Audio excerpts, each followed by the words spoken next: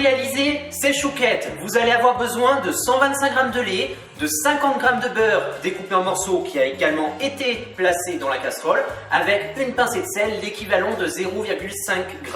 En parallèle, nous avons 75 g de farine, du sucre en grains pour parsemer nos chouquettes avant d'être enfournées, et enfin de 2 à 3 œufs préalablement battus en omelette. La première étape va consister à porter à ébullition notre lait avec notre beurre et le sel, et ensuite d'ajouter la farine hors du feu.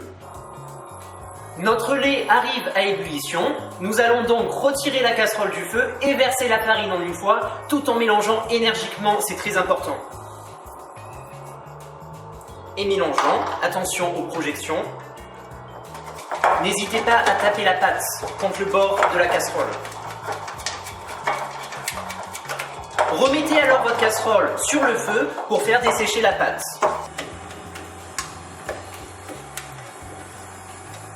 Votre pâte ne doit plus adhérer aux parois de la casserole.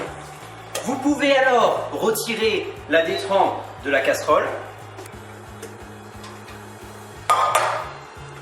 Désormais, nous allons rajouter les œufs petit à petit. C'est ça le secret de la pâte à choux, ne pas mettre tous les œufs en une seule fois. Nous allons donc mettre la moitié de 3 œufs battus en omelette et aussitôt mélanger énergiquement.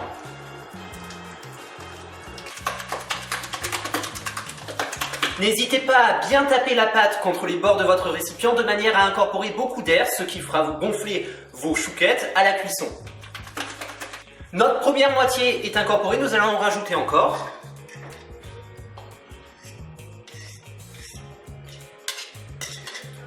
Et on remélange. La question est de savoir comment reconnaît-on une bonne texture. Comment savons-nous que nos choux vont bien gonfler à la cuisson et avoir un beau visuel extérieur?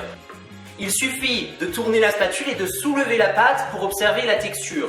C'est-à-dire, vous allez prendre votre maryse, votre pâte, la casser un peu comme ça et la soulever vers l'extérieur. Si vous observez cette petite texture, ce petit filament, cela signifie que votre pâte a la bonne texture.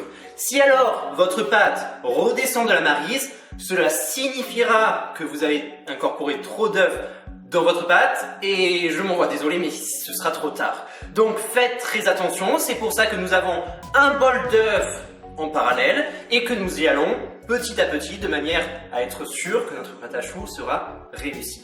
Nous allons désormais passer au couchage des chouquettes sur la plaque. Le procédé pour le couchage est relativement simple, un petit coup de main à prendre, mais une fois qu'on a le coup de main, c'est un plaisir.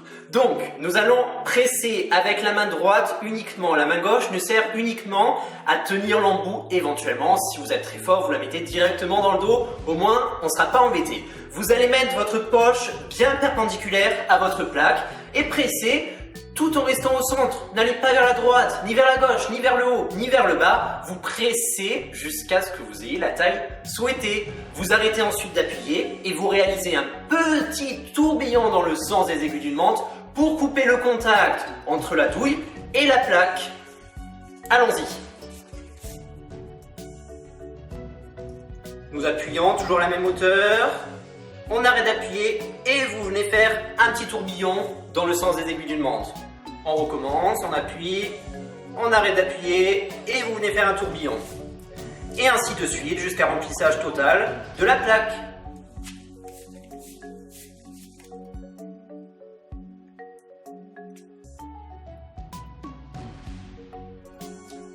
Notre plaque est maintenant réalisée. Nous allons prendre le sucre en grains et venir en disposer de petits grains au-dessus sur chacune des chouquettes.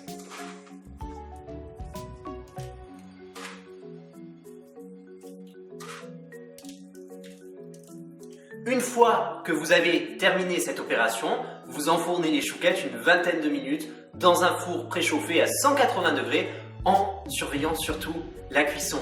Merci pour votre écoute, à très bientôt et pensez à vous abonner à notre chaîne Passion Culinaire TV. Au revoir.